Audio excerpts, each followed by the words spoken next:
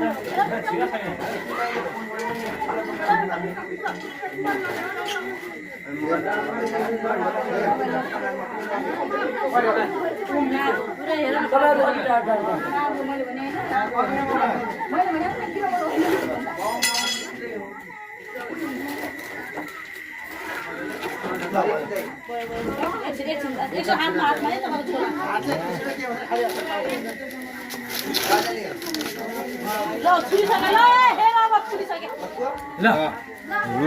सरले चाहिँ mission success गरेर देखाउनु।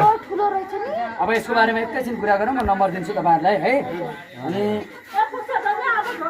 यो चाहिँ कमन सर्प भन्छ नेपालीमा, इङ्ग्लिसमा चाहिँ हल्ला नगरिदिनु है। यसलाई इङ्ग्लिसमा चाहिँ कमन कोब्रा भन्छ। कोब्रा गोमन भनेको नाग भनेको एउटै हो है। यसका धेरै प्रजातिहरू हुन्छन्। जस्तो कसैको यसको पछाडिपट्टि चस्मा लगा जस्तो देखिन्छ होइन। यो हाम्रो खास यहाँ वरिपरि पाउने यो डोम सर्प भन्छ नि, यो सर्प भयो। अनि कसैको चाहिँ सेफ्टी नागवालाको पछाडिपट्टि गोलो हुन्छ है। अनि यो चाहिँ गोमन सर्प हो है।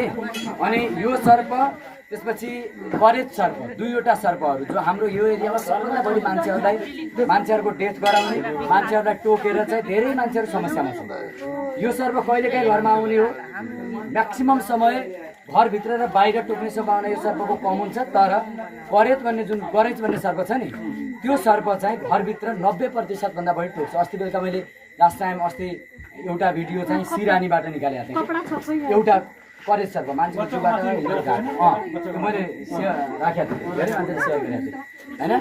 यस्तो चाहिँ धेरै केसहरू आउँछ। यो सर्पले टोकेपछि हाम्रो मस्तिष्कमा समस्या ल्याउँछ। समयमा अस्पताल गएन, मानव 1 घन्टा 45 मिनट आधी घन्टामा हामी सरकारी अस्पताल हाम्रो टिकापुरमा गएनौँ भने अन्त औषधि पाइँदैन। कि नेपालगञ्ज हो कि यहाँ हो कि धनगढी हाम्रो प्रादेशिक अस्पतालमा हो, बुझ्नुभयो नि। सो त्यहाँ गएनौँ भने, हाम्रो सरकारी अस्पतालमा गएनौँ भने मान्छेको मृत्यु लगभग शरीरमा जति फैलिदियो त्यति